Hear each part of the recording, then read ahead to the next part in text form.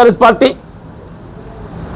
ఇప్పుడు BRS party మీద ఏదైతున్నదో శాపనార్థాలు పెడుతుంటే, నువ్వు బీఆర్ఎస్ పార్టీ శాపనార్థాలు పెడుతుంటే ఏమనుకోవాలి?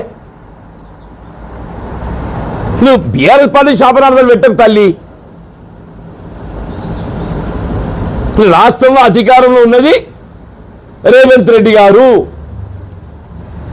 ఈ రాష్ట్రానికి ఏదైతుందో ఆయన నిజమే మంచి చేస్తే సంతోషపడదుమే.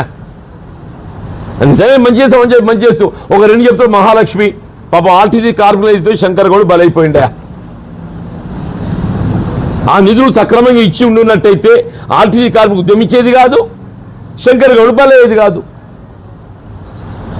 ఉచిత విద్యుత్ ఆర్టీ దాంట్లో ఎక్కిండ్రు. ఇది నేను ఉన్నదేందే, ఇక నేను ఉన్నదేంది అంటున్నా.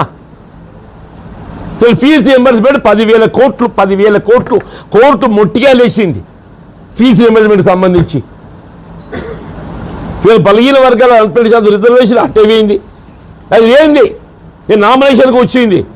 ఇప్పుడు కేవలం సింగిల్ విండో నామినేషన్ చెప్పి నిన్న క్యాబినెట్ నిర్ణయం అయిందంట, ఏదో చర్చ అయిందంట. మరి స్థానిక సంస్థలు కూడా నామినేట్ చేస్తా అంటాడు. ఇది కూడా తెలియదు కథ, తెలియదు ఎవరికైనా. నువ్వు నిన్నటి దాకా ఏం నడిచింది? సింగిల్ విండో నామినేషన్ అని చెప్పి చర్చ అయిందా? ఇంకా దాన్ని ఏమైనా కానూన్ దొరుకుతో చూస్తారు. స్థానిక సంస్థలు కూడా ఎన్నికలు పోకుంటే నామినేట్ చేయవచ్చా? అట్లుంది పరిస్థితి అని చెప్పి అంటున్నా.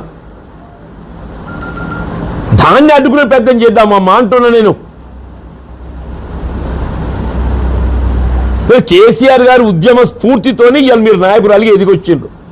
కేసీఆర్ గారి ఉద్యమ స్ఫూర్తితో ఏదైతుందో మీరు నాయకురాలిగా ఎదిగొచ్చిండ్రు. మరి ఈ స్థాయి వచ్చిందంటే అది కేవలం కేసీఆర్ గారి యొక్క ఉద్యమ స్ఫూర్తి అంటున్నాను. దాన్ని కేసీఆర్ గారు మరింత గొప్ప నాయకుడు నిలబెట్టే విధంగా ప్రయత్నం చేద్దాం.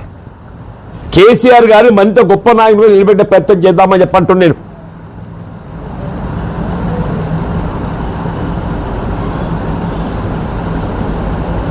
అదిగానేది అవుతుందో అడుపోయి నువ్వు ఇక్కడ దాకా ఎదిగినావు అని చెప్పంటే ఆయన ఉద్యమ స్ఫూర్తి కేసీఆర్ గారి ఉద్యమ స్ఫూర్తి అయితే నువ్వు ఆయనే మన మనిషి అంటే ఎట్లా తల్లి? ఆయన మన మనిషి అయితే ఇక మొత్తం ఎవరు హృదయం ఉన్న మనుషులు అంటున్నాను.